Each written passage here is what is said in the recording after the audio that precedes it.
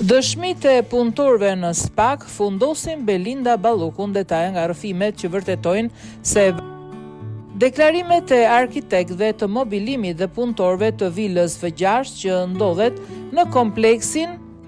White Rock Gjinek në fshatin Dhërmi kanë nxjerrë lakuriq ish zëvendës kryeministren e vendit Belinda Balluku. Ish zyrtarja e lartë e qeverisë Rama është maskuar mirë në letra në emrin e ish futbollistit të njohur të kombëtares shqiptare Iglitare, i cili ka deklaruar se Belinda Balluku e ka njohur që në adoleshencë dhe me të ka pasur lidhje njohje të gjatë, ndaj e ka lejuar të shkojë dhe të përdor vilën e bler sipas tij prej 145.000 eurosh të biznesmenit Karapuli, por ata që e kanë tradhtuar dhe nxjerr zbuluar totalisht kanë qenë punonjësit e një kompani arkitektësh mobilimi dhe punëtorët që shërbenin për mirëmbajtjen e kësaj vile.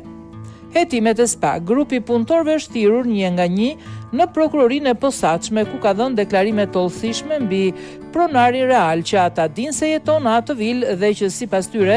është Belinda Balluku. Qoftë arkitektët e mobilimit, qoftë edhe punëtorët e mirëmbajtjes vilës kanë pranuar në sinkron të njëjtë me njëri tjetrin se kanë marrë kontakte dhe kanë parë Belinda Ballukun dhe familjarët e saj të shkojnë në ambientet e vilës F6 në Gjilek. Disa nga arkitektët kanë vënë në dispozicion telefonin e tyre për t'u treguar hetuesve komunikimet dhe fotot që janë bërë gjatë kohës kur Belinda Balluku shfaqte interes për mobilimin e kësaj vile në kompleksin rezidencial të ndërtuar nga biznesmeni i shoqërisë Eurocall Pandeli Karapuli. Karapuli ka hyrë në marrëveshje pazari me Belinda Ballukun me qëllimin e vetëm për të fituar një tender me vlerë 1.1 milion euro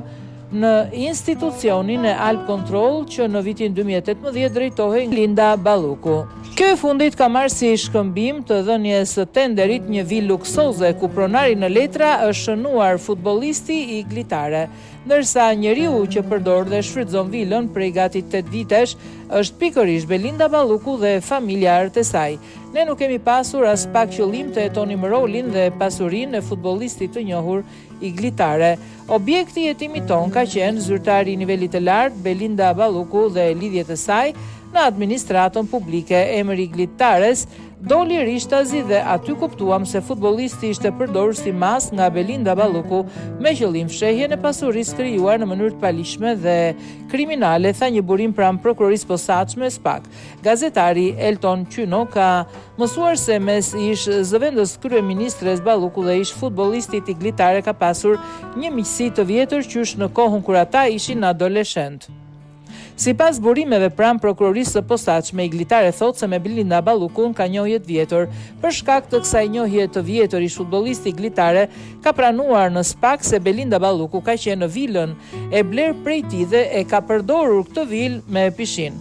Por këtë gjë e ka bërë sa herë ajo Belinda i ka marrë leje dhe Tare thotë se ka lejuar të shkojë dhe ta përdor për pushime ose fundjava. Vetë ish futbollisti kombëtar ka pranuar në SPAK se nuk ka qenë asnjëherë në vilën luksoze që ka bler, por ja ka lënë në përdorim Belinda Ballukut dhe me qera mujore Joana Bushit, e cila nga veprimet që ka kryer SPAK rezultoi të ishte drejtoresha e kabinetit në Alp Control ku drejtohej nga Belinda Balluku. Tashmë vila F6 e regjistruar një hipotek me pronar Iglitaren dhe